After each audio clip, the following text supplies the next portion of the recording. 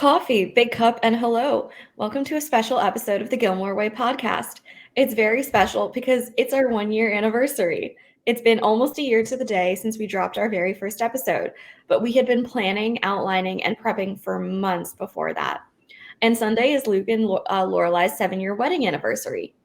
Presuming they stayed together, and the only way to really know that is if we get a second revival, please and thank you. But we'll be talking about them more in the future. So for now, let's turn our attention back to this week's topic. It's Fight Club 2, y'all. We're going to be breaking down the best battles from seasons 3 and 4, so stick around as we get into that this week. Breaking the rules already. Mm-hmm. Not even a minute into this podcast. Nope. Yeah, that's typical for Fight Club. Yep. But anyways, quick reminder, this is a spoilers all deep dive podcast. Don't say we didn't warn you. And if you could do all the YouTube-y things, like, subscribe, share, tell your friends, leave a comment, we'd be eternally grateful. It really helps us out. And if you don't, we'll fight you. Yeah. Which battle amongst seasons 3 and 4 should we kick this off with? Right. Seasons 3 and 4 are pretty contentious. There are quite a few that made a short list. We've picked our top 4. Let's start with chronologically the first one that is on our final list. Paris and Rory in I Solemnly Swear. I think it's the only fight that actually has a weapon. Probably. Everything else is a fist fight or hurting people with words.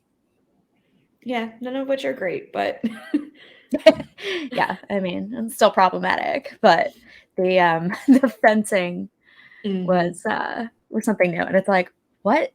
Private school teaches fencing for PE. It feels weird. It actually kind of feels par for the course, for me at least. Maybe it's kind of obscure, but I'm still here for it. And it's the only time we ever see it happening. There's like never a fencing class ever again. And I'm like, this is a lot of money to spend on equipment that like doesn't seem to get used a lot. But maybe it's just because we like almost never see PE in general. It's kind of an interesting framing device because, as I mentioned, like we get one mention that Rory dressed for gym because she was so excited about leaving Stars Hollow High for Chilton, and then PE. Oh, and I guess the talk of golf as a sport that she had to pick. But after that, there's like zero mentions of PE until this moment. And they use it's kind of a violent sport as the backdrop for this fight in terms of like the metaphor of Paris feeling like she's been literally stabbed in the back. I was about to say, like, they're taking actual jabs at each other. So of course they were going to go with something like this. I feel like it was either going to be this or like archery. And like Paris puts Rory's face superimposed on the target and then just starts like letting the arrows fly. That would have been so good. I'm a little sad we didn't get that now. Although the fencing scene is good too. Yeah. Oh man. All right. And it's great to seeing, I will say, it's great to seeing Madeline and Louise as like, the sidekicks just being like, we're just going to watch these two have to get it out. Yeah. Quite a public display of vitriol from Paris on this one. We'll probably come back to that in a minute. But also your archery thing reminds me of 10 Things I Hate About You. When she's shooting at the target and she like turns and shoots the gym teacher in the butt. Yep. Not relevant, but funny. But anyway, so let's kind of start from the beginning with unpacking this. So like, what do you think is the crux of this fight? Where does it come out of? Like, do you think it actually was the betrayal with Francie? Was it the stuff with Jamie? Like, why do you think Paris got to this point and chose this way to confront Rory? I feel like Paris was really starting to become reliant on Rory as an actual ally and see her as someone that she could trust. And Francie was undermining all of that.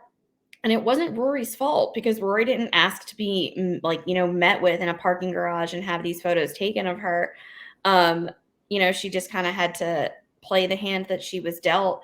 But I feel like Paris was like just laying the groundwork for having that trust in someone where she, is now starting to consider to be a best friend, and someone who has advised her on boys in the past, who is continuing to offer her assistance in that regard moving forward. I feel like she even felt like, I can confide in Rory about Jamie and know that she's not going to say anything about it, or, go shouting from the rooftops about it to everybody else. Like, I can trust her when I need help, and use her as like a go-to support system, and as a wing woman, and just as a friend in this regard. And so seeing that again undermined by Francie, which, damn it, Francine Jarvis, like, you manipulative, choice words, choice words.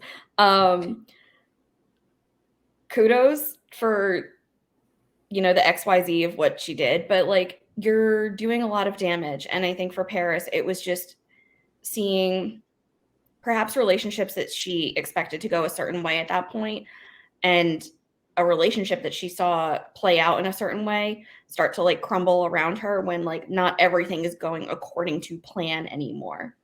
My best friend is potentially doing something that is going to be detrimental to me. Things are coming out about my boyfriend that I don't necessarily want to be known, including the fact that I'm pursuing a relationship with this person in general. So I think it was just also Paris not being able to contend with the fact that like things were not going her way and how she wanted them to. Yeah, I think trust is the key phrase that you use there. She seems to have trouble trusting others in general, and I think that's part of her issues when it comes to her relationships at Chilton with her friends. Madeline and Louise are her sidekicks, but not always her confidants. She doesn't always feel like she can trust them. And that's kind of sad. Like, you want your female pals to be there for you in moments like that. You want to be able to talk to them about your new boyfriend. And Rory was one of the few people who, she didn't always like Paris, but I don't think she ever felt threatened by Paris, whereas Paris felt threatened by everybody. Mm-hmm. I think she put so much pressure on herself and had so much coming from the outside that the need to be perfect led to a paranoia and a just sort of a distrust of everyone else, because, she could only trust herself. Like, just she truly felt like the only person she could put her full faith in was herself. And she'd had this complicated history with Rory. She was insecure about her from the very beginning. Rory waltzed into Chilton and everything kind of comes to her easily. And that's not been Paris's experience. She's had a lot more struggle, both at home and at school. And so to see this girl walk in and just be naturally better at everything than you, and people actually like her, that was threatening to her. And so obviously they start out very unfriendly, shall we say. And, the ice slowly thaws, but then we have Tristan. And so I think this also comes off the back of the Tristan debacle, because she had liked him for years, and Rory walks in and boom, Tristan is interested. And that has to be hard to take. I've been there. I have been there, where the new girl kind of comes in and steals your thunder. And she felt like she was betrayed by Rory at the end of season 1 with the PJ Harvey tickets, even though it was a completely misconstrued situation. And so there's all this history that's flashing back to her in this moment. And she thought they had worked past it, and that they had truly become friends, and that Rory was someone she could trust. And maybe that Rory could trust her too, that she could be accepted and supported by another woman without that weird jealousy or competition. We see it when she helps save Rory in that moment when Dean is chewing her out because he finds Jess has brought food over while her mom's away at the spa, right? So from that moment on, we see like a really good relationship with them. And we see them together in Washington, which was probably a big turning point for their friendship. And that's exactly where Rory encouraged her the night of her first date with Jamie. She was like, "Oh my God, you just got asked out. And like, let me help you with your hair and let me give you a pep talk for this." So Rory was kind of always there for Paris because they had different interests. sort of, at least academically, and different guys. Like Rory had her boyfriend, and so she didn't have to necessarily worry about Rory coming in and stealing Jamie. It was clear that Jamie liked her, and so she's like, well, actually, no, that's not true. she's like, if he sees you and you're all cute and it's time for dating, like, he'll look past me and look at you. There was still some insecurity there, but she didn't have anything to be worried about. We know that. She didn't maybe always know that. And then this relationship goes really well for her, and I think she's worried that it getting out might complicate things, or might put her in the line of scrutiny for it, because, you know, it's her first boyfriend and her friends can maybe be a little judgmental about stuff like that. And she had been embarrassed in the past with Tristan and probably with other guys, and she didn't want that to happen again. And so she's like, the easiest way for me to do that is to keep this quiet. And so, you know, what she says to Rory during this fight is like, and you know what the worst thing is? You told her about Jamie. You know, the worst thing is not the lack of communication between Rory and Paris about the Francie situation. It's about the Jamie thing. It's just like, you know, the icing on the cake of you screwing me over right now is the fact that you talked about my relationship to someone who was supposed to know about my relationship. And Rory's like, you know, she knew about it without me. Like, I didn't tell her. She saw you together. And once again, it goes to Paris's paranoia, because it's just like that moment at the dance when she freaked out at Rory because she's like, you told everyone that I brought my cousin. Like, go ahead, tell them that I'm pathetic. And Rory's like, I don't have to. You just did. It's another one of those moments where Paris made something so much worse for herself, just a gajillion times worse, because she kept something a secret and then expected someone to betray her. And instead of, you know, keeping it quiet and dealing with this privately, of course not. It's a show. You have to have drama, and you have to have Paris acting out of hand for ratings. So, of course, she loses her mind and starts attacking her during PE with everyone watching. And so, again, now you've made this worse for yourself. You've embarrassed yourself. You've embarrassed Rory. You've outed the situation. And now everyone who was there knows, and pretty soon everyone in the school will know. Yeah. And Rory calls her out on it. She's like, don't you know that Francine is just manipulating you? Like, can't you tell that? And Paris is like, I know that I'm being manipulated, but you still did what you did. How do you feel about that moment? Do you feel like Paris is right to still be like, Rory, you're still 10, 20% at fault here, even though I know I'm being manipulated? Or was it wrong for Paris to be like, there really shouldn't be any blame to cast on Rory here because it was Francie pulling all of these puppet strings? Yeah, this is such a tough one.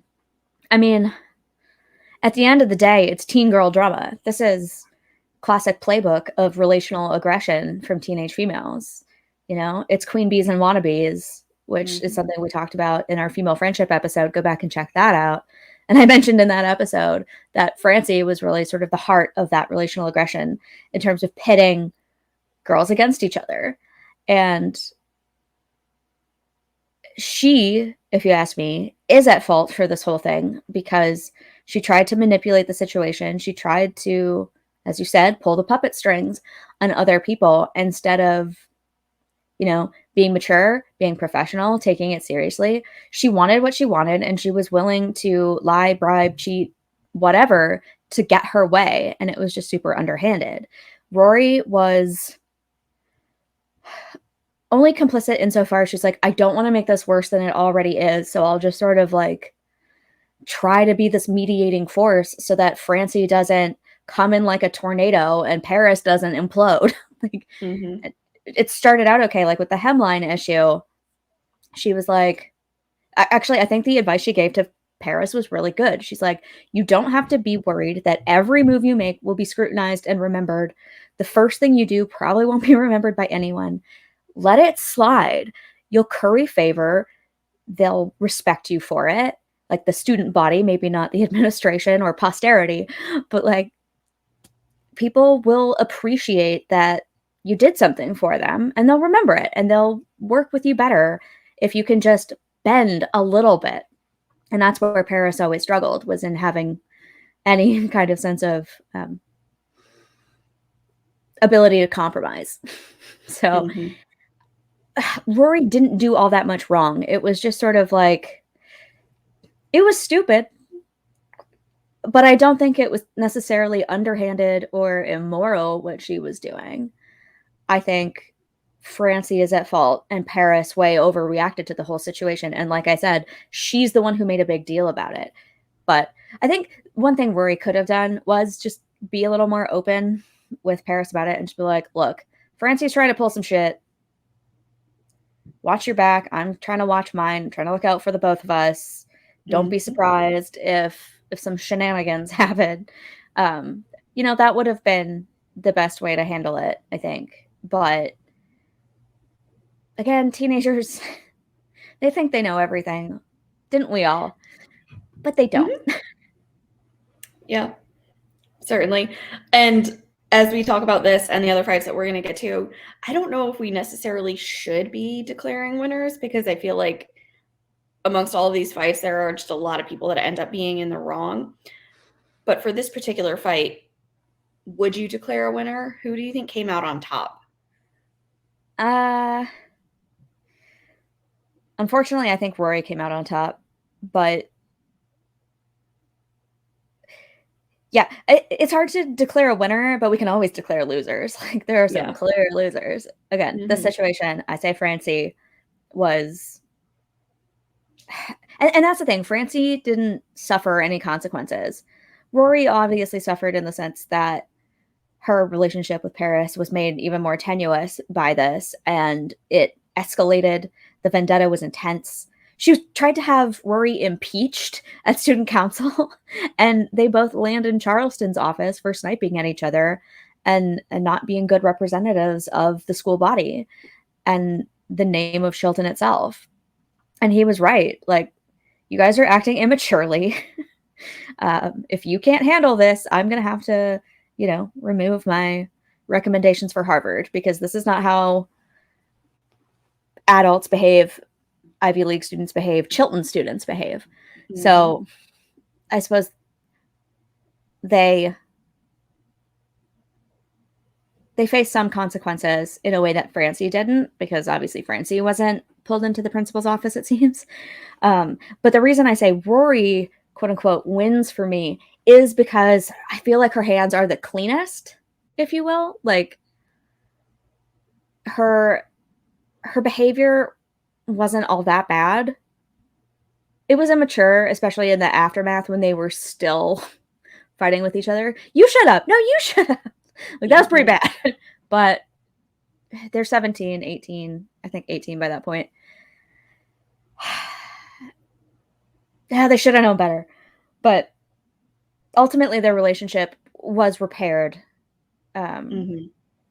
possibly even strengthened by this, when they could finally put it behind them, when Paris could cool off and see things a little more clearly. I think she realized that Rory really was just trying to act in their best interest, and she really appreciated it when Rory was there after she didn't get into Harvard and she gave that horrifying speech in front of CNN and in front of the entire auditorium. The fact that despite all of their problems, Rory was there comforting her, I think that sort of was the true tipping point of their friendship. They had their like minor stuff after that, but like that was one of the moments where it was just like, okay, no matter what, like she's still probably going to be there for me. And so ultimately, I think Rory wins. Paris is a big loser in the situation too, because of probably just the gossip that went around about that, and the repercussions she faced for being distracted by the whole thing and by letting it get the better of her. I think even her internal emotional state that she worked herself up into made her kind of one of the quote unquote losers of the situation, because, if she had been able to rise above it, maybe she wouldn't have suffered so much, and felt so intensely betrayed. And if she had recognized her own part in it, in her kind of inability to work peaceably with Francie, kind of led to Francie having to go behind her back and Rory getting sucked into it. So this is a really complicated one because, like you said, there's no winners. I don't think there are any winners in the next couple fights either. So it's kind of a pattern where I think sometimes they throw in fights just to have fights and just to create tension between characters, and everyone behaves poorly, and therefore, like, taking sides feels wrong and unnecessary. But there's so much nuance to their friendship and their relationship, and to this situation where it's just like Francie was in the wrong, and then Paris, and then Rory. I think it's like a lesser of the evils situation. I don't know. And I also think Paris was maybe a loser because she needed Rory more than Rory needed her, and so she lost the most, if you will, in terms of time and friendship from Rory. Like, they lost several months of the last Chilton year for them, to their fighting and to their vendetta. So I think if she had appraised it a little more rationally, she might have recognized that what Rory did wasn't necessarily the worst thing in the world. But of course, it's hard to see that in the moment. I can't really blame her. I probably would have, I would have done something similar, but I would not have had a public outburst like that. That's very much not my style. Yeah. So, yeah. I concur. I think Rory's hands were the cleanest. Nobody was right here, but if Rory's hands were muddied whatsoever, it wasn't because she stuck her hand in the dirt. It was because Francie stuck them in the dirt for her. Yeah, Francie slung the dirt for her, if you will. So, yeah, it was not her finest moment, that's for sure. But I still don't think that she did anything really wrong. I think she made the wrong choice, but that doesn't mean she did anything wrong, if that makes sense. Yeah. No, it does. Okay, I think that kind of wraps up what I had to say about Paris and Rory. Are you done on that topic? Or I am. right. Round 2, ding ding. Who's up next? Ding, ding. Okay, the next 3 fights all include the same character. So I feel like season 3 and 4 was sort of like peak aggro Jess. He was pretty moody in season 2, but like season 3 and 4 is where he really shines. His douchebaggery shines through, if you will. And so all 3 of the remaining fights that we're going to talk about have to do with Jess. And so it's actually kind of interesting how that works, because it shows a bit of an arc for his character in these middle seasons. Obviously, we know in season 6 that he calms down a little bit and gets a little chill. But we kind of have to start with the biggest one, ironically, and kind of work down from there. The fight at the party.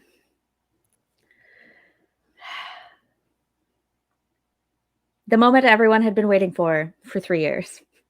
Again, these are hard because still Team Jess over here. Haven't swayed me yet. Keep trying. I'll get there. I will, yeah. Mm-hmm. You tell yourself that if that helps you sleep at night. The only thing that helps me sleep at night is the devil's lettuce, which is legal here. So don't you fret your pretty little heads about that. Yep. Yeah. But knowing what fights we're going to be talking about with him, I wouldn't cast blame on all 3 for Jess across the board, but he's also not blameless. And in this first one, as much as I'm still on his team, holy moly, dude, you really muffed it up bad here. Oopsie doopsie, muffed it up again. Like a lot. Yeah. First off, and we've talked about this before, but he came across very pressuring for physical intimacy from Rory. And even when she right off the bat was just hesitant to want to pursue that, and you could tell that she was instantly uncomfortable, Jess did not immediately let up. So like,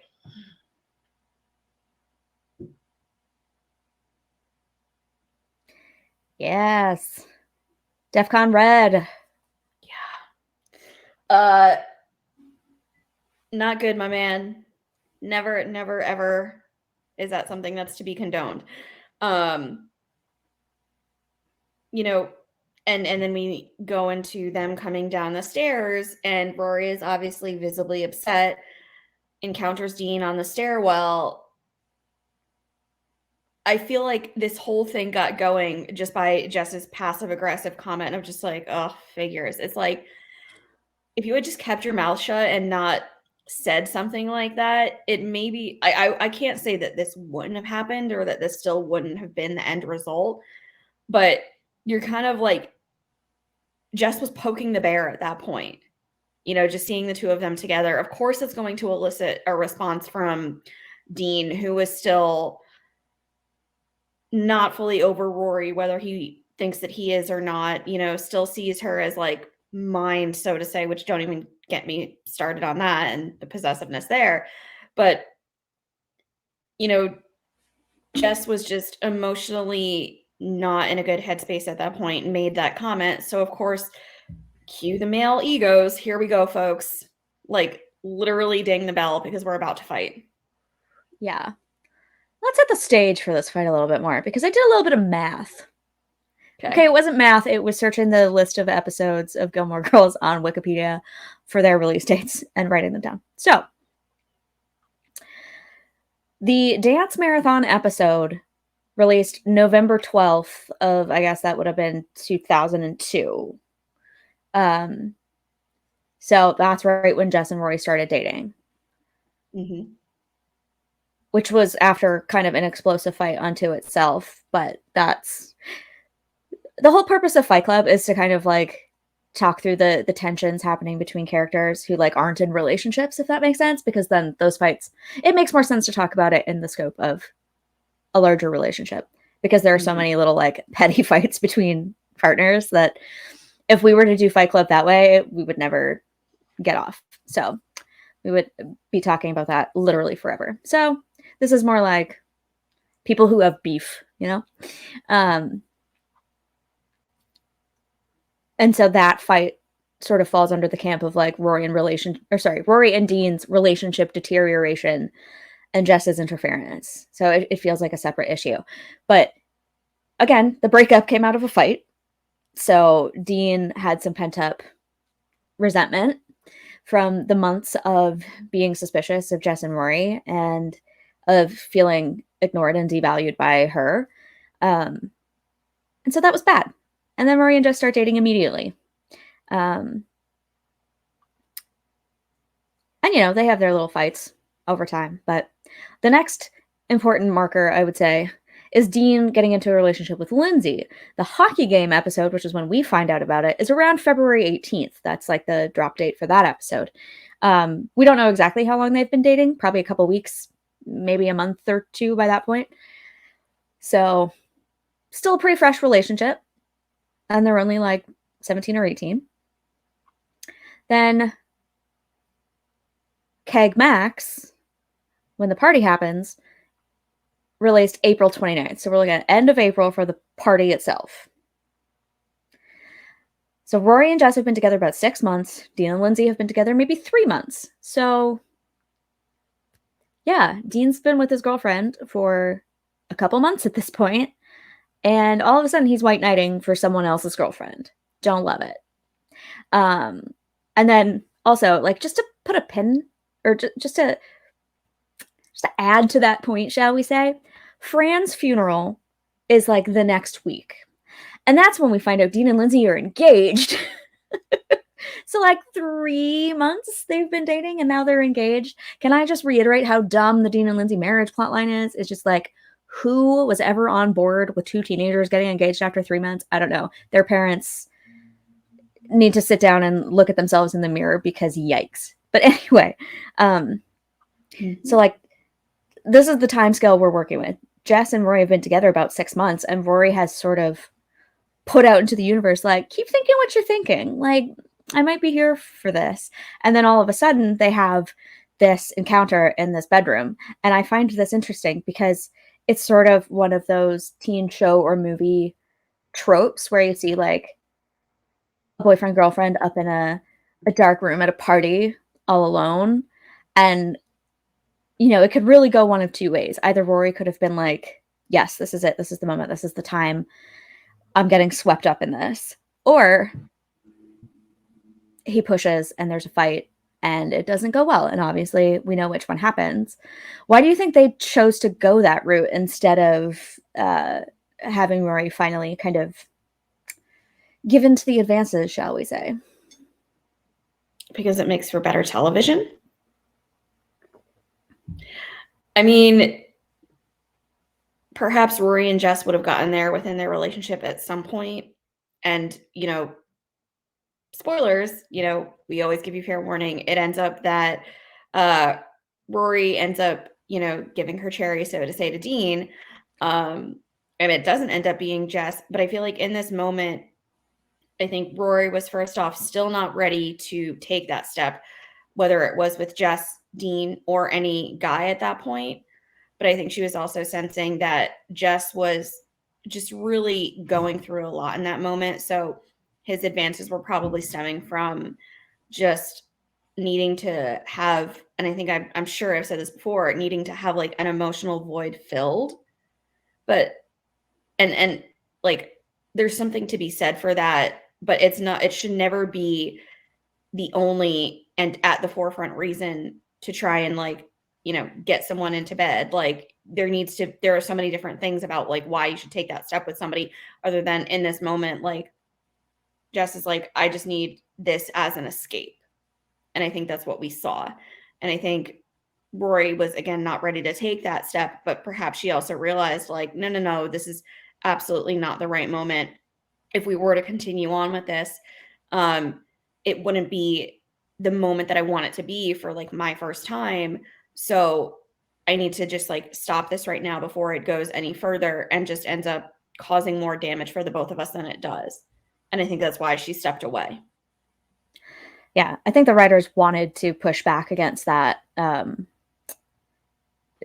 that tendency that shows were falling into to have young girls having sex in moments like that. You saw it a lot. And, you know, this was a show that came out of a grant provided by a family-friendly group. And it was on a network like the WB where it was just, you know, a little tamer than some of the other shows we saw that were coming out around the same time. And so I think they wanted to push back against that whole, like, the girl has to have sex with the bad guy or like the bad boy. Sort of almost like the American Pie narrative, if you will, of like, gotta lose virginity by college. Otherwise I'm behind, I'm a loser. Yeah, I think they wanted to push back against that idea and show a young girl standing up for herself and saying no, even though she might want to say yes under other circumstances. And I think that was the right thing to do. Rory didn't do anything wrong. And it was Jess projecting his own problems in that moment. He was mad at himself for letting things get this bad and for getting kicked out of school. And so he knew he was going to let down Luke and Rory because he promised that they would go to prom.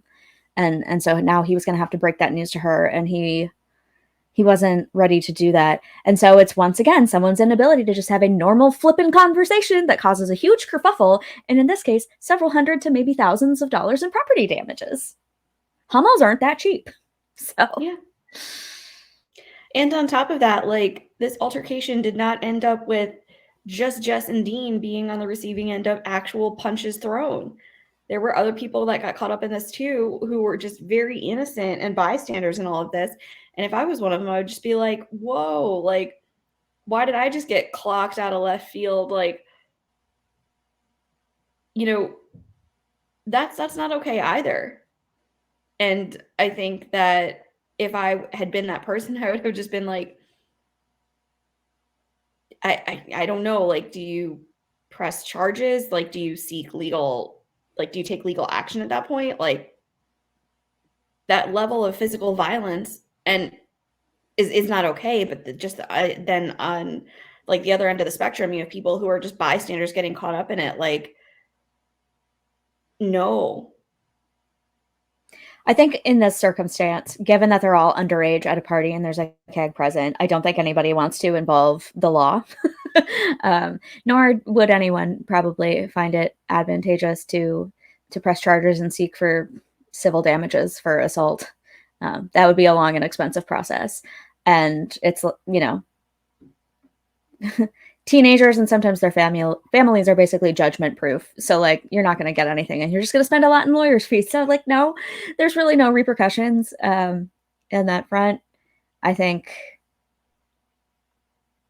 it just also goes to the mentality of teenage boys at parties like this, where it's just like, oh, this is just what happens, you know, like dudes get into fights and we're going to get in on the action a little bit, whether we want to or not, you know. One of my favorite moments though is when Dave tries to talk to Young Chu and he's like, we got to talk about this lane thing. He's like, don't hurt, like, I don't want to hurt you, Dave. Like, kind of putting his paws up a little bit. And he's like, you know, we're just going to have a conversation. I swear. Like, we need to talk this out. And then the door slams into Dave and they both fall over. Yep. That one was pretty funny. But yeah, there was this other guy who got hit twice and like got knocked on his ass twice. And he was one of the guys who was trying to pull them apart on the front lawn. And then Rick, the older cousin who brought the keg, also tried to pull Dean off of Jess. You know, they had to follow them around the house and try to split them up. And they just kept going at each other. You know, one would fall and the other would haul them back up and keep it going. And they knocked into everything. I grabbed the whole quote from Luke because I thought it was so fitting. Apparently, you defended yourself all the way through the house and out into the front yard. You defended yourself with a chair that is now broken. You defended yourself with a coffee table. You defended yourself with an ottoman. So, yeah, that whole conversation between Dean and Luke really hammered home the seriousness of this and how much money and damage was caused. You see it in the light of day. You see the trash on the lawn. You see or hear about broken furniture and broken collectibles. Oh no, man with toothache or boy with toothache. You're dead.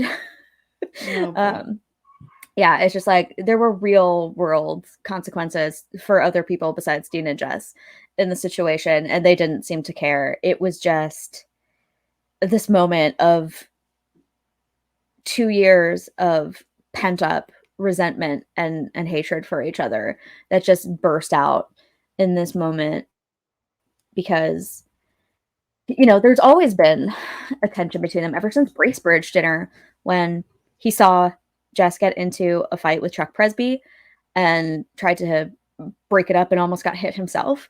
And then he sees Jess and Rory exchanging looks later after the weekend. And he doesn't like it. And he's wary of Jess. And so when he sees that Rory, someone he cared about so deeply for so long, is seemingly hurt by this guy who he hates, he sees his opportunity and he takes it and he decides to, you know, try to defend her honor, I guess.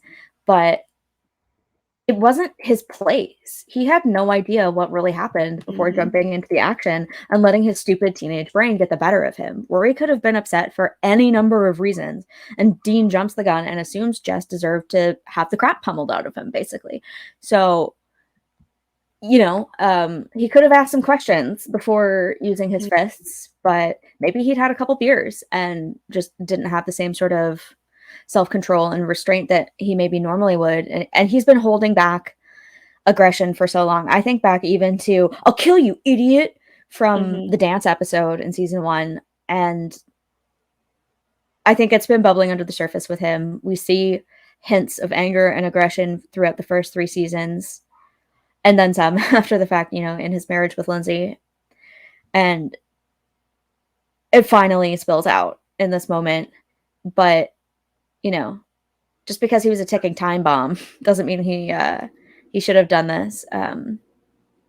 It was his suspicion getting the better of him, and again, it was not his place to stand up for Rory in that kind of way, right in front of his own girlfriend, no less.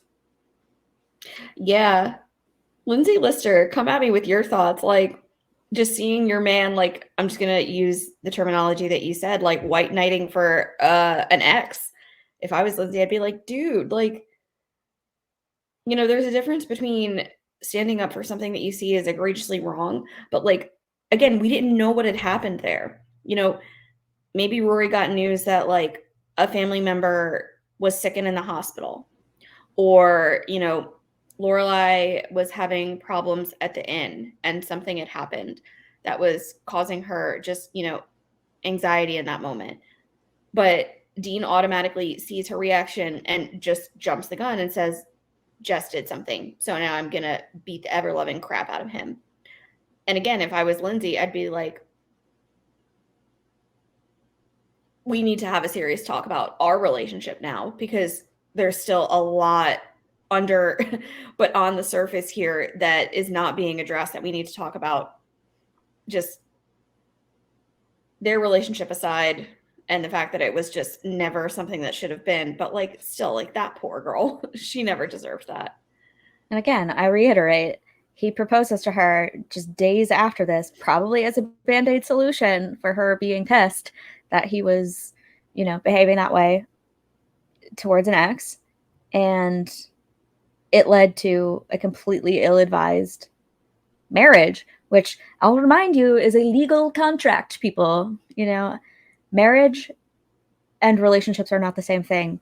You can have a relationship without a marriage, and you can have a marriage without a relationship. So I don't think most 18-year-olds are in the best place to know that. They just get swept up in the drama and excitement of it all, thinking that it's going to be a fairy tale.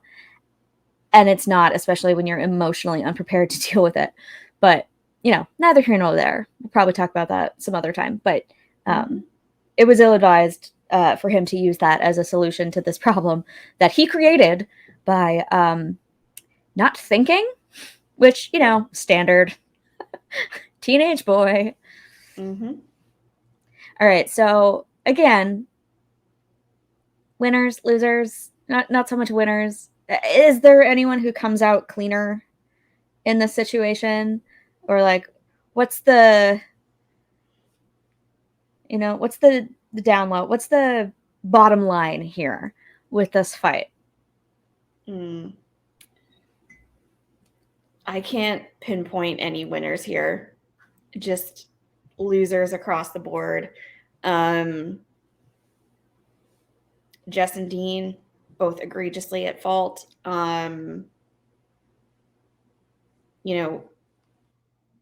Rory was a third-party bystander, but, she really, and I don't know if she could have done much to have broken it up, but, you're the variable here that's causing this, so also not great. Kyle, big loser for some property damage and having to deal with the rents, just being like, you broke my favorite Hummel. Like, our lawn is just messed up, probably exceeding, like, again, probably thousands of dollars worth of damage that's going to have to be repaired. Young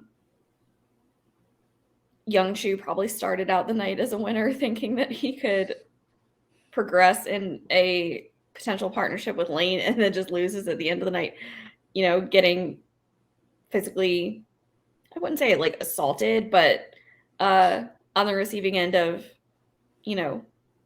a physical altercation himself. We've said it before, but I'll say it again, wasn't present at this fight, but a loser also that I have to call out is Lorelai, because you just perpetuate that everything that happened was just like, it's fine, and if anything, I'm proud of you, honey, for having this play out. Just, yeah. So did you ever know here? Just that you're my hero? That's You're not dangerous everything rhetoric at I all. would like to be. You are the wind beneath my wings. Like, in a way it's funny, and in a way it's so not funny. You're the adult here and you are condoning the violence that your daughter's boyfriend and ex caused. Like, just grow up, Lorelai. Come on. Yeah. I Maybe a mean, winner here, I would say maybe a winner here is Luke, for him just going to Jess and be like, you know what? Dean was already over at Kyle's house first thing this morning, talking to his parents, saying like, I'm sorry, what can I do to rectify this? What manual labor can I put forth? What financially can I contribute to try and make this better? And Luke goes to Jess and is just like, get your ass over there and do the exact same thing. yeah. Go, Luke. Yeah. I think on this one, Jess was more in the wrong, but Dean wasn't in the right.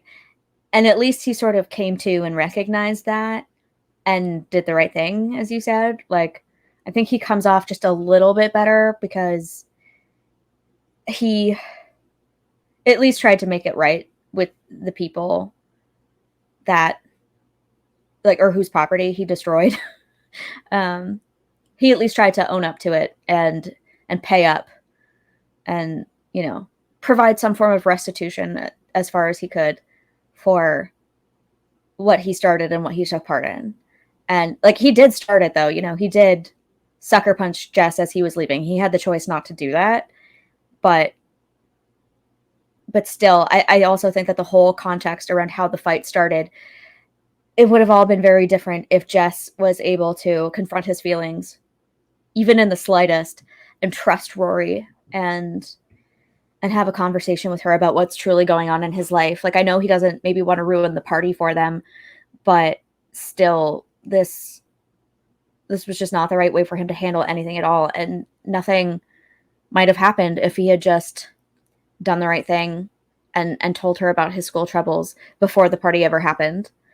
So there's that. And also, I do want to say that they're all winners because nobody got arrested for assault and battery. A little surprising. The cop showed up. Nobody mentioned the fight or seemed to pay any legal consequences for it in that regards. They just sort of worked it out with the homeowners. But yikes, a bunch of underage kids, booze and fighting, and no one ended up in jail. Not even in the drunk tank. Come on. Mm-hmm. Yeah, that's an excellent point. Just be glad that you... Right. Is that all we have? Yeah. Yeah, I think we can move on to our next one. I don't have anything more there. We've already talked about this fight a lot in previous episodes. Yeah, and you never know. This might come up again in future episodes. You never know what we're going to land on sometimes. But, we've already been going 48 minutes and we still have 2 more left. So I want to make sure we get through them. They are somewhat quicker. So I think the Dean one was like really the meat and potatoes of the episode. But there are still 2 more really interesting ones. Because, again, a little bit of context for this one. Lorelai and Jess have had beef for like 2 years by this point in season 4. Okay. So use that as your foundation for this discussion, right? He comes to town. He tells her off. He steals a beer out of her fridge. She finds out about the bracelet. He crashes Rory's car and breaks her arm and then takes off. He comes back and kisses her daughter while she's still seeing someone else. He supplants the boyfriend she actually likes. He doesn't show up to school, drops out, takes off on her daughter after they have started dating. He ghosts her daughter while they're dating and like doesn't call to confirm their plans or to treat her time with respect at all. She has to sort of tell him off during that too. And then at the end of the day, he runs off to California without so much as a word and breaks Luke's heart in the process. Someone who she cares a lot about has been hurt by his feelings of failure in the situation. And so she's really not too fond of Jess. And the last time she saw him was basically like right after this fight that we just talked about. And so the next time she sees him is the moment at hand. And I said in our first Fight Club episode that part of me wanted to see her confront Jess after the car crash, but it was probably for the best that she didn't, because she had such a head of steam, and unloading on a 17-year-old kid who had just been in a car accident was probably not the best move. So the fight with Luke was juicy, and we talked about that in the previous iteration of this. But now, in the middle of season 4, we finally have her giving Jess the what's what. This is when Liz and TJ come back to town for her high school reunion, and it's the Firelight Festival. And Liz calls Jess, tells him that his car is in Stars Hollow in the garage that Luke rents. And so Jess is sort of almost dragged back into town. If he wants his car, he's got to come back for it. And so he takes that risk. He figures out the car is all screwed up and he has to stay until it's ready to go. And of course, we meet Liz and TJ in this set of episodes. And Luke's not too fond of TJ up front, and he confronts Jess about this. He's like, what are we going to do about this? We need a solution to this. Luke is looking for a way to solve Liz's life for her, because she's not doing what he thinks she should be doing, or dating who he thinks she should be dating. He's very wary of TJ because every guy before this has been a loser. And then Jess is like, what do you expect us to do? She's not going to listen to us. She doesn't care what I think, and I have 19 years of proof to back me up.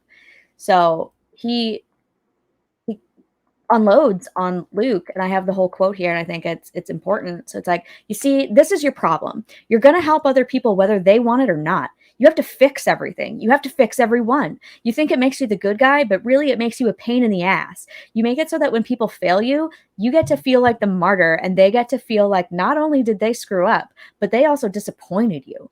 You interfere and you make everything worse. No one is asking for your help. No one wants your help. Focus on your own life and leave everyone else alone.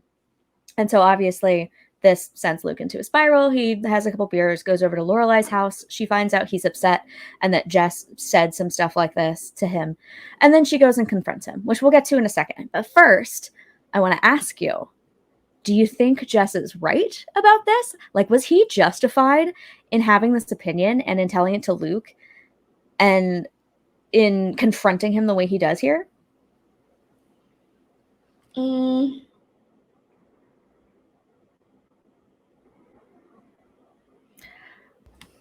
going to lean more towards no, actually, because I feel like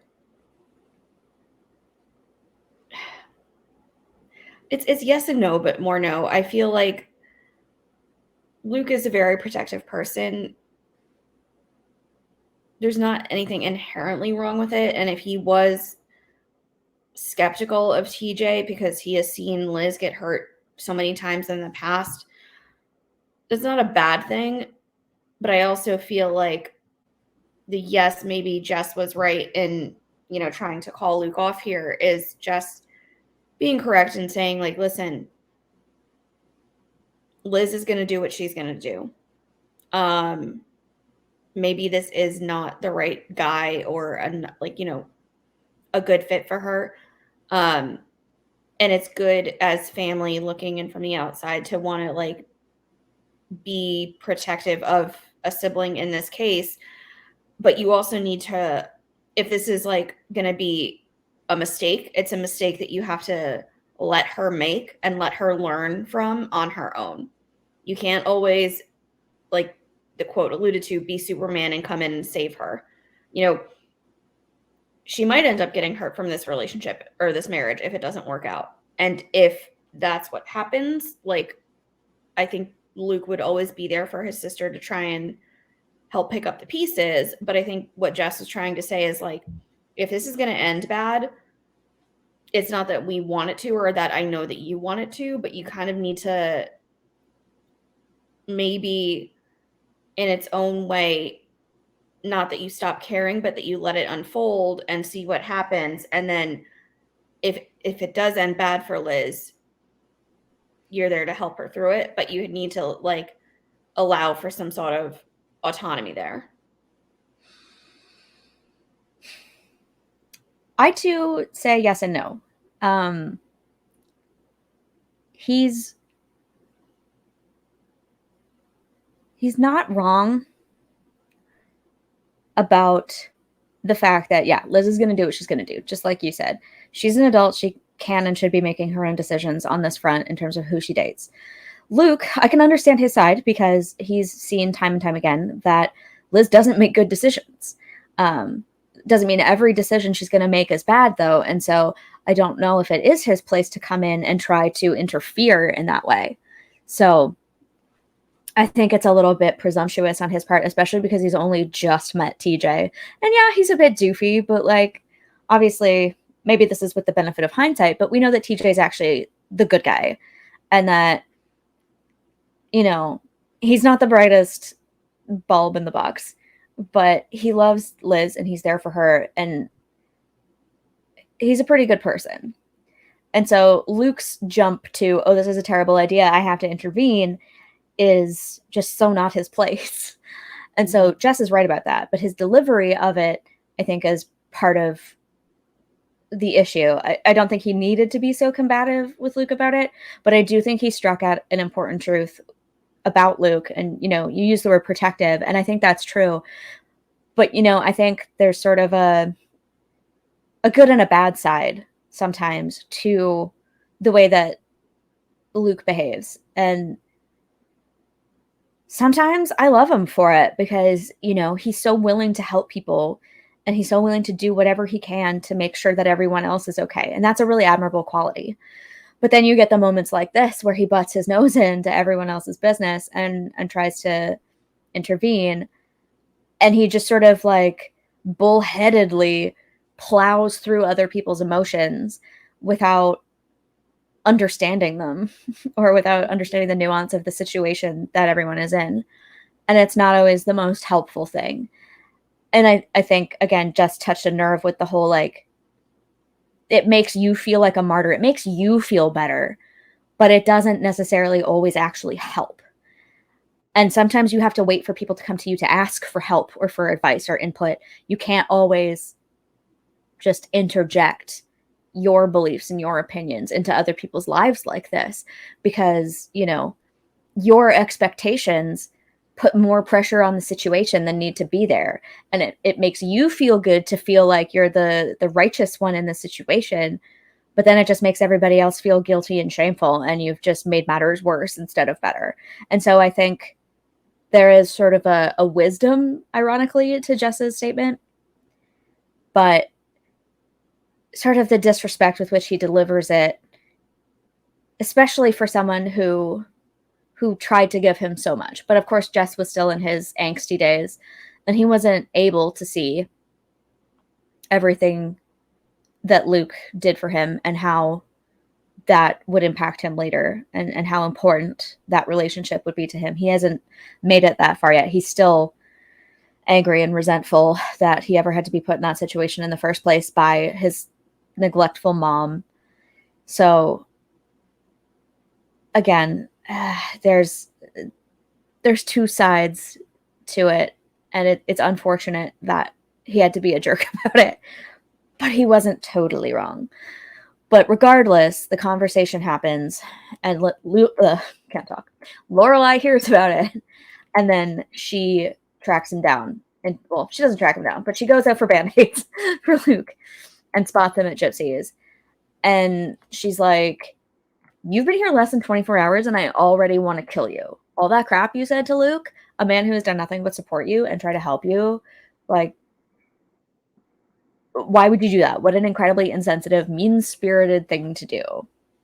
Do you not have an ounce of sensitivity in your entire body? Like, do you not care who you hurt?" So we finally get to see, I honestly wish we had gotten a little bit more of this, because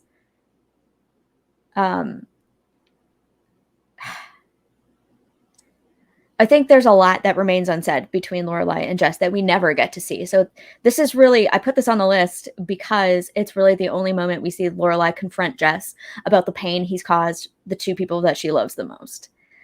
And that's why I say I wish we'd gotten more.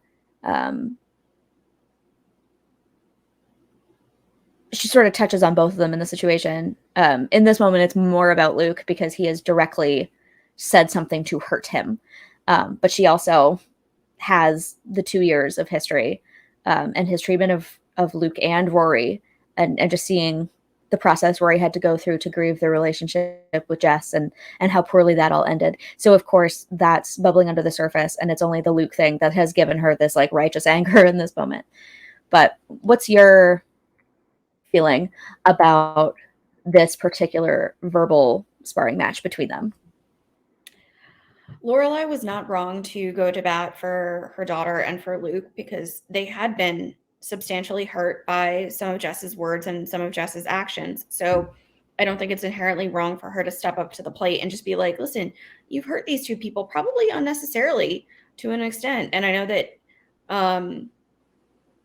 that's one side of the coin. I think she also needed to realize that like Jess is going through a lot too. This is a very troubled kid who has had a very troubled upbringing, who is still working through the fact that his mother is about to get into a relationship and marry someone that he really just doesn't know, probably doesn't want a lot to do with. Like, there's a lot at play there for Jess. So I think, as correct as it was for Lorelai to go to bat for your loved ones, she should have done it with a little bit more compassion. And that's where I see, like, she won, but she lost all at once. Yeah, and it's funny because she says it like he's a really messed up, hurt kid. Like, she knows this about him, and she's inferred a lot from what she's learned about Liz and Jess's relationship with Luke as well.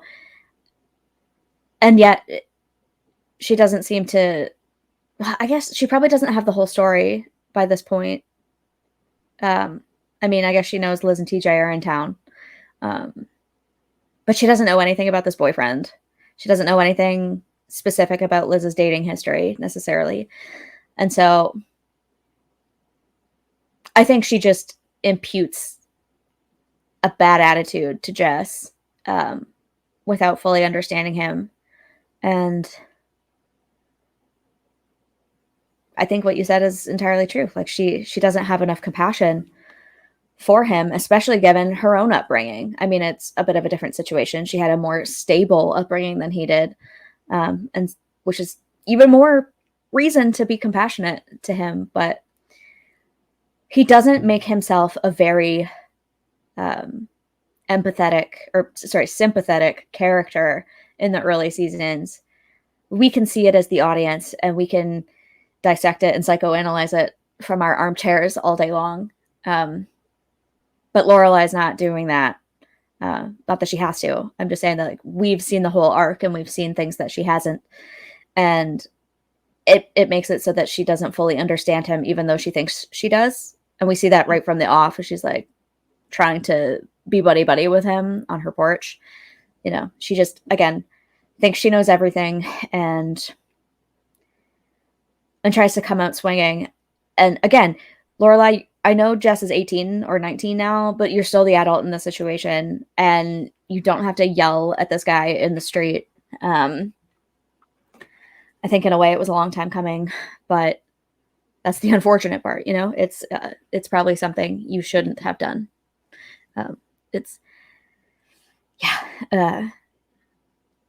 I feel like this one's pretty short. Like I said, wish we'd gotten a little bit more of it because I think there was maybe a lot to call Jess out for. Like, I don't think it was completely unwarranted for him to get a bit of a wet sweat about like, hey, do you not care who you hurt? I think that's the most poignant thing about what she said. The rest of it was a little bit like accusatory. And people don't tend to listen or comprehend, absorb as much when they're feeling confronted like that. But that line, I think, really gets to the heart of it and hopefully cause him to reevaluate, like, I should be caring who I hurt. Yeah. So I think that's an excellent way to put it and finish off that particular one on. You need Winner, to care about the loser? damage that you're doing. Yeah. So is there a winner or loser in this one? Draw. They're both pretty immature. She's fighting like a 19-year-old, let's be real. Mm-hmm. Par for the course, though. Yeah. I also want to point out about this fight, and it's actually a perfect transition point, but the irony of what she says to Jess about this, in light of the fight that she had with Luke in season 2 about Jess and how Jess was perceived in the town, how he hurt her daughter, and Luke was defending him through that and being like, I need to be sure that Jess is okay too. So they had this whole big blow up amongst themselves when that happened. And Lorelai obviously eventually came around when steam wasn't coming out of her ears anymore. But it's a bit of an about face because, you know, 1 minute she's ranting at Luke about how awful Jess is, and the next she's ranting at Jess about how awful he is to Luke. And so it feels like an interesting parallel between those two fights. I feel like I should go back and watch them like right back to back. I should have done that before this. Nuts. Hindsight's 2020. But the reason I say it's a good like about face is because Luke does an about face as well. Obviously, we started off this conversation about how Luke was judgmental of TJ and of Liz by extension in terms of her selection of a new partner. And then we find out that they're going to get married later in the season. And Luke goes all the way to New York to confront Jess about the fact that Liz called him, told him about the engagement, and that he said he wasn't going to come to the wedding. So, 1 minute he's trying to collude with Jess to break up Lorelai and TJ. What a relationship that would be. To break up Liz and TJ. And the next he's like, hey, you need to be a part of this wedding. We need to be there to support your mom. He rails on Jess in his apartment. He's like, if you ever manage to grow up and get yourself together and drop this selfish, self-destructive behavior that you're so fond of, if that ever happens, you're going to look back on this moment and you are going to feel like a big steaming mound of crap that you missed this. This could have been a turning point. You could have witnessed something good for your mother, who has screwed up a bit in her life, but now seems to have found something to make her happy. And you missed that. You refuse to be a part of that. You are going to be very sorry. And I'm just like, were you not just like a couple months ago being like, we need to get this guy out of here? Come on, Luke. I mean, stay on message. Yeah, but I think, Luke within his own personal life, with the self-help tapes, like Luke was going through a lot of personal growth and introspection. And I think we were seeing it as he was coming to realize, like, who was going to end up being the right person for him, slowly starting to see her face. But I think he was also growing in a way where he realized that, it's good, again, to always look out for your family members and your loved ones. But sometimes you do need to take a step back and just let things unfold, again, knowing that if it doesn't go well, that you'll always be there for them. But you need to let there be a little bit of breathing room there and just accept what's going to be, again, as long as it's like not seriously problematic. Like hypothetically, if there was like, physical abuse going on with that relationship, like that'd be a different story. But I think it was just coming down to maybe Luke not necessarily liking TJ because like, oh, this dude has a weird personality. I don't know, whatever it is. But it was nothing where it's like, you need to step in and actually break them up because something like physical assault is potentially going on here. And so I think he was just growing and realizing this is what is going to make my sister happy in this moment. And I've realized that, and now I need to sort of help Jess realize that as well, because I know how important it would be for Liz to have Jess be there. So I think that's why he was doing what he was doing. Again, just because he had months to like process it and be like, I need to change my way of thinking here. And the both of us need to step up and be a little more there for her and supportive than we have been. Yeah. I understand all of that. And it's not necessarily a bad thing. I think in a lot of ways, Luke is right about it in terms of not always understanding how your behavior is going to impact other people and thinking ahead to what you might regret later, especially when you're that young and you haven't fully formed your your ability to foresee the future. Apparently that doesn't really fully kick in until the rest of your prefrontal cortex is done cooking at like 25. So Jess isn't really able to reflect on that aspect of maturity and relationships just yet in his experience. But once again, I think the context of this fight is so important because, Jess has been neglected by his mom most of his life. He lived a very unstable childhood, and she has had numerous partners who have come in and out of his life, impacting him, impacting her. And, it clearly hasn't been good for him or easy on him. And he doesn't want to get involved. He doesn't want to be a part of this anymore because he's finally old enough to make his own decisions and to break away from it. And now he's being dragged back in. First, he was dragged back in to town to pick up his car, and he wasn't thrilled to meet TJ in the first place. Then he is able to go live his own life for a couple of months and then gets dragged back again by Luke, who's telling him that he's being selfish. And, again, nobody likes to hear that. It's hard to wrap your head around. But,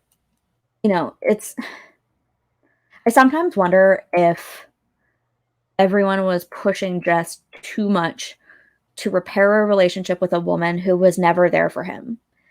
Like, Liz, okay, love Kathleen Wilhoit. She's a delight. Mm-hmm. But Liz is not great. She is flighty and she is uncommunicative in her own way. We see that she is volatile, like when she fights with TJ and he has to escape to Luke's apartment and sit there during date night. Like, I was almost ready.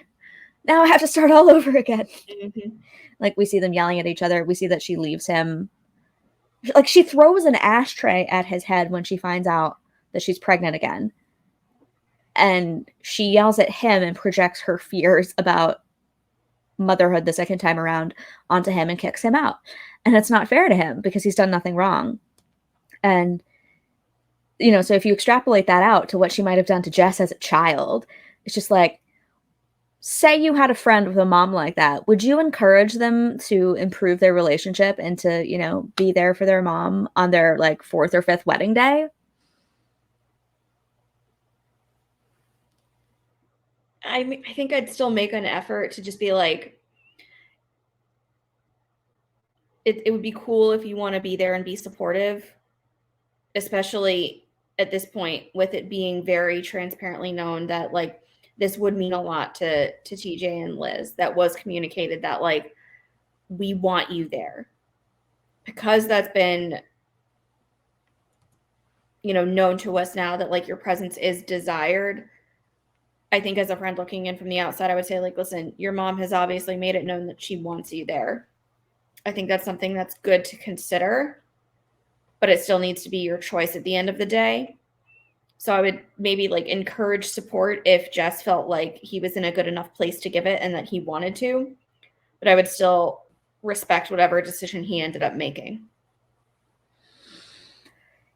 Yeah, it's a tough one. And then, so the actual fight that we're here to talk about happens at a strip club.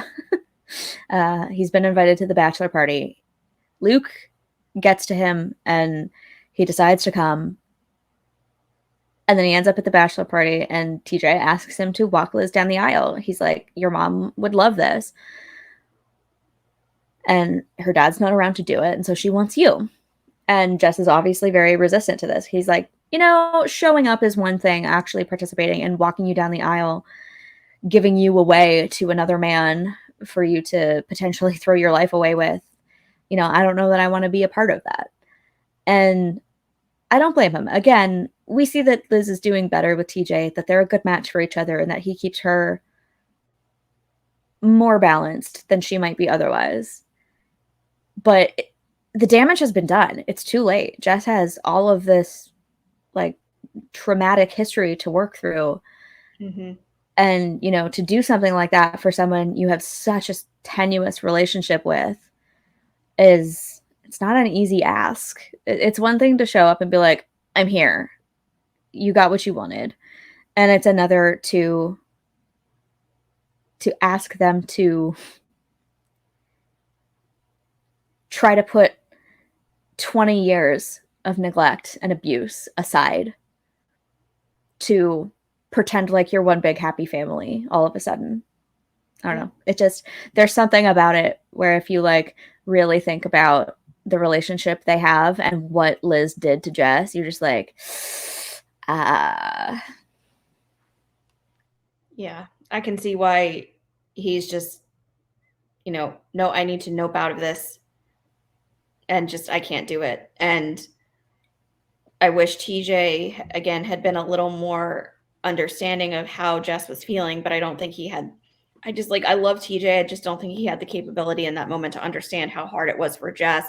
And so his response is like, this kid's pissing me off. Now I need to like, you know, push him back and like, you know, they get into their own physical altercation. And it's like, this isn't helping Jess. This is just making him not like you even more and not want to be a part of this moment. But okay, cool. That's how we're going to resolve this, apparently. Just this, you know, again. Yeah, super mature. And then obviously after the fist fight, or it wasn't even really a fist fight. It was just sort of like a little bit of shoving before the bouncers got involved and were like, this whole group out. Best bachelor party ever. Luke and Jess obviously have their own little powwow at the diner. And he's like, I just got into a fight at a strip club with my nephew. Just a great moment. And he confronts him about his feelings. And he's like, you know, he uses the self-help psychobabble that he reads as if he has some sort of high ground or leg to stand on in terms of like, I've been introspecting for 5 minutes. You should listen to me. It's, you know, it's a little bizarre, but you know, ultimately we see it does kind of help Jess. I think it helps Jess more than it helps Luke in the end. It helps Luke realize that he wants to be with Lorelai, and then he gives up on self-reflection forever, it seems. But Jess finally starts to take some of it to heart and does start to teach himself something about communication and relationships and reciprocity of emotion and respect and communication. So it was a rough moment to watch him like almost come to blows with his mom's new husband. But I think it was really a turning point in their relationship. You know, Luke was kind of right and was like, this could be a turning point for you if you go. Because he sees that Liz is doing better and he wants to keep that going. And in a way, you know, it's possible that Jess's support is necessary to keep Liz on the right track. You know, like just that sort of encouragement from both her big brother and her son being like, we love you and we're here for you, along with TJ and his influence on her life, could be the stabilizing factors that keep her clean and doing the right thing. Yeah, I agree. Winners, losers, because I think that's all I have for this one. They're all losers. Losers. It's just like a big bachelor party full of losers at a strip club, you know? I think the only winners were those girls who were mud wrestling. We're going to move to just being a thematic podcast. We're going to break down some of the topics that we really want to talk about. Like there are so many that we're really excited to get to that are so far into the future, but like I have 70 pages of notes on them already. So I'm like, one, we're never going to be able to cover that stuff in one episode anyway, so let's break it up a little bit. And two, I want to do it sooner rather than later. So hopefully that will allow us to go a little bit deeper, have more fun conversations, get into the really nitty gritty instead of going from like topic to topic to topic and trying to talk about like 8 things all in one episode. So hopefully that will also cut down episode length, because we've noticed sometimes we go really long. We like to talk, in case you haven't noticed. We're also hoping to finally go back into our back catalog and turn everything into an audio only podcast over the coming months. That was always the plan, and then life got in the way. Life happened, and there was never time to get caught up. So there might be audio podcasts coming soon, and possibly some short form content as well. We've been strategizing some ideas for that. All this to say, we'll be revamping a little bit. So our schedule is going to change. Next week, we were supposed to be talking about Luke and Lorelai and their relationship, but now I want to break that into like 3 or 4 different episodes. So we're going to put that off until we've kind of settled on a new schedule and a like new format for this. So on that note, next week, we've decided what we're going to do is we're going to have a little bit of a grab bag episode. I've been making notes and you've been adding to them about just random questions and topics and funny things that have come up, like, hey, what do you think about this? And so we're going to we'll pick some of the best ones that we really want to talk about, or maybe we'll pick them at random, put them in a hat and just pick them out and see how that goes. Yeah. So come back for that. I think it's going to be just a fun, silly, unscripted, hilarious conversation about whatever random Gilmore stuff comes up. Yeah. And I think we all know that Gilmore can be a free-for-all. So who knows, what is going to come to the forefront, what we're going to talk about. But it should be a really fun one, a little bit looser in format. And we'll be doing more fun episodes like that moving forward as we kind of revamp the schedule, figure out what the next couple of weeks are going to be like. But this is going to be a really fun start to this new change. Yeah, I think so. It's been a struggle at times to keep on schedule. I definitely thought it was going to be like, oh, this will be easy, like just 1 episode a week. That can't be that hard, right? But there's so much to talk about, and trying to cram it all in at once and trying to stay ahead of the curve and adjusting the recording schedule for life events. Like we've traveled and we have, jobs and lives and relationships and friends and all kinds of other stuff that, that we want to pay attention to as well. And so finding a way to be more efficient with all of this, I think will bring us into year 2 of this podcast a little more refreshed, and will hopefully make the content even better, because it'll just be so much easier to have conversations when like you can really dig down instead of trying to cram too much into one episode. Yeah. It takes a lot of time to prepare. It does. It really is. It's a labor, but it's a labor of love, but it's still a labor. Yeah. And we want to make sure it remains a labor of love and doesn't drive us nuts. So, yep. But come back and join us next week for that grab bag episode. I really am excited about it. I think it's just going to be fun, refreshing, and light, and just a good time for the both of us, a good time for hopefully anybody who's watching. In the meantime, always go back and watch some of our old episodes if you want more content. We just did a FanFest recap episode, just highlighting the trip that we just took to Maine and Connecticut for the Firelight event. Go back and check that out. And please just remember to always do those YouTube things for us. Please like this video, subscribe to our channel, share this video with your family and friends who love Gigi. It's just one click, and that support really helps us out. Yep. And on that note, we will see you next Friday for dinner.